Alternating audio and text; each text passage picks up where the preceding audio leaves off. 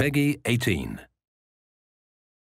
Fair warning, friends. Should you prefer to remain unburdened by foreknowledge of the thrilling adventures of Kratos, Atreus and yours truly, then turn back now. Spoilers for Ragnarök lie ahead.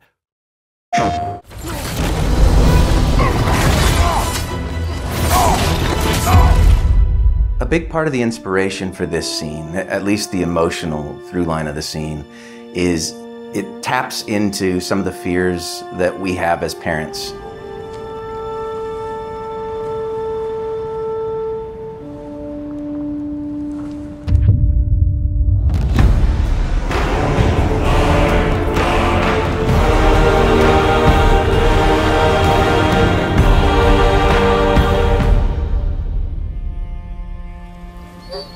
Atreus, the time draws near.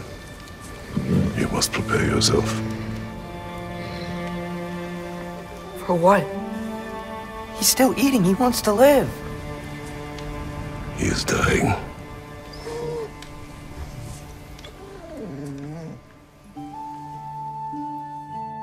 I'm Matt Sofis. I'm the narrative director on God of War Ragnarök. Hi, my name is Estelle Tigani, and I'm the cinematics producer on God of War Ragnarök. My name is Bruno Velasquez. I am the animation director on God of War Ragnarök. Hi, my name is Erica Pinto, and I'm the lead narrative animator on God of War Ragnarök. It's my job to work with a cross-disciplinary group of really talented people to set the course, try to keep it on track, and then get out of the way to let people be great at their jobs. The pipeline for a cinematic starts with the script phase. The writers on the narrative team will collaborate together and complete the script for a cinematic, and it will get reviewed by our game director, Eric Williams, before getting passed over to the cinematics team. My job on the cinematics team is to help guide the cinematics through the pipeline, track tasks, make sure everything is on schedule and on time. I work very closely with many departments, including our visual arts service group and our cinematic arts group, and we work closely with them to develop the staging, the previs of our cinematics, and we go to the mocap shoots. My role in God of War Ragnarök was to oversee all the animation direction across the entirety of the game. It was definitely a big challenge because this is one of the most ambitious games that we were done at the studio for sure.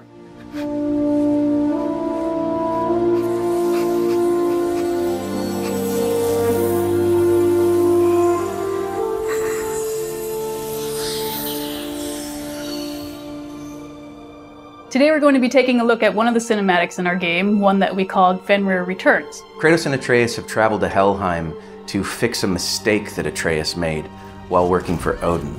He ended up freeing Garm, the Hound of Hell. It led to a massive fight, and they ended up having to put Garm down. But they didn't do it in the conventional way that you'd expect from God of War. They didn't just kill Garm. Atreus ended up using a soul that was trapped in his knife. Please work, please work, please work! I'm sorry! We opted not to go with storyboards most of the time. The reason why is we have a no-cut camera. Storyboards are really good at showing between each cut, close, far away, but the hard work is mostly in how that no-cut camera is going to move around the scene. So instead we opt for Scene Bible or our pre-visualization phase. On the last project, we discovered that previs was easiest to do when we were all together, able to shoot live action reference or get into mocap suits and shoot on stage. During COVID, we were all stuck at home. What we ended up doing was going back to more traditional previews where we would work directly in Maya. It took a lot more iteration and experimentation to make sure we got the timing where we thought it would be realistic when we got to the stage. One of the big moments in this scene is to see what happens to Garm, and we encounter him inside this cave. And the way that it's been set up, the lighting, the mood, the way that the camera is kind of creeping behind Atreus as he's creeping up on Fenrir is meant to communicate this sense of uneasiness and uncertainty about how this is going to go. You're okay? As Atreus approaches the cave, he's really hoping that the soul that Angerboda told him was in his knife was Fenrir's. He didn't know for sure. Sorry I hurt you. It's over now. I promise. So the biggest challenge for this scene was to really get the sense of that change of personality. So at first, you just finish this giant battle against Garm, and you're not quite sure if it's still a threat. This is why we chose to place him in that cave, you know, make it a little bit of like, oh, is he gonna leap out? Is he gonna attack us again? And of course, you know, Atreus kind of recognizing him and kind of knowing his own pet, he's the one that kind of figures it out first. Slowly you see that transformation, that transition into Fenrir. Fen? Are you?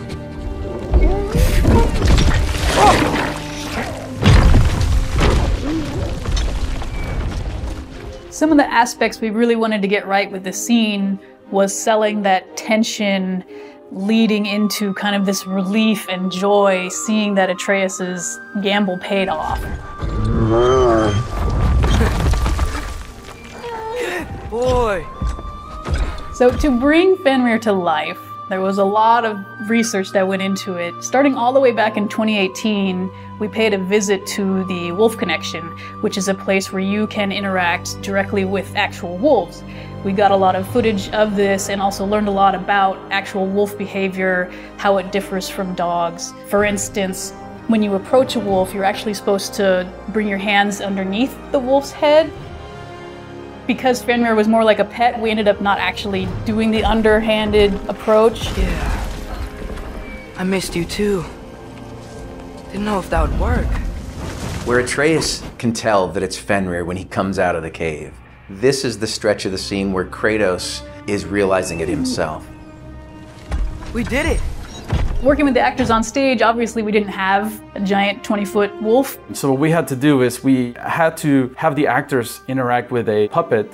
In this case, we actually had two puppeteers. We had someone holding a giant pad on a pole to represent kind of the scale of the dog that the actors could go up and work with. But for the camera view, we had this little virtual prop that could show on the screen the giant wolf, and then we would tilt it, and then the camera operator could see where is the giant wolf.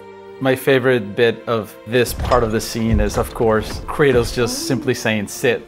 Sit. And then immediately sits down with no hesitation. Even the camera is getting into the action. You hear the audio of the big kaboom, like a little earthquake. The camera and the staging was able to really capture them as a family unit. Tilting upwards to show such a large creature, but also keeping that focus on these two characters that are having a very intimate conversation between Kratos and Atreus. I think this is a really important moment because you've got that dog in the background that's kind of offsetting this more serious conversation. If you look, you'll see that Fenrir is just kind of like ping-ponging between them, which animals do. Leading up to this moment, Kratos and Atreus have had a lot of tension where Kratos is trying to kind of hold on to Atreus, and Atreus needs to break away and form his own identity. How is this possible? It's giant magic. For Fenrir, we actually mostly did hand-keyed, which means our animators would pose the wolf and move him around all themselves. Some other research we did, we ended up shooting reference footage with dogs. And you'll see, you know, when the wolf comes and kind of crawls towards Kratos and Atreus, just trying to nail that body mechanics. And what we ended up doing, because of the different camera angles and the size of the wolf that we were going to represent in game, what we did is we ended up shooting from the camera perspective and the closeness that we needed to recreate in our scene, which presented itself as amazing reference for our animators. For me, the most exciting part was once we got the wolf data in and we started to hand key Fenrir a little bit more and you start to see his personality come forward and come to life. To me, that was a true joy. We also really wanted to lean in finding natural behaviors that dogs and wolves do when he yawns and shakes himself, just really feeling all the fur, and we want to sell that this is, you know, something that's alive and not just a bunch of polygons on the screen.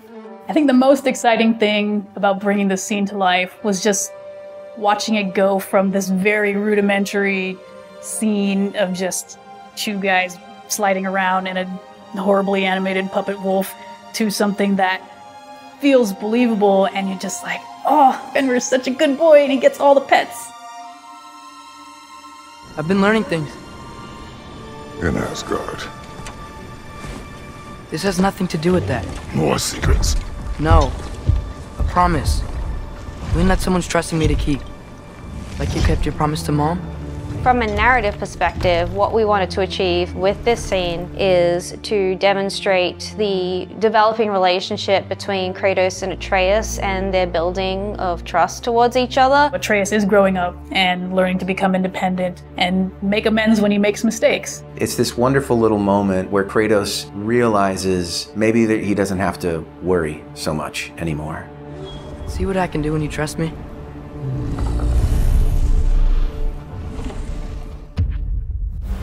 Thank you for joining us as we broke down Fenrir Returns, one of many, many cinematics in God of War Ragnarok. And big thanks to everyone. There are hundreds of people who come together to make one of these possible.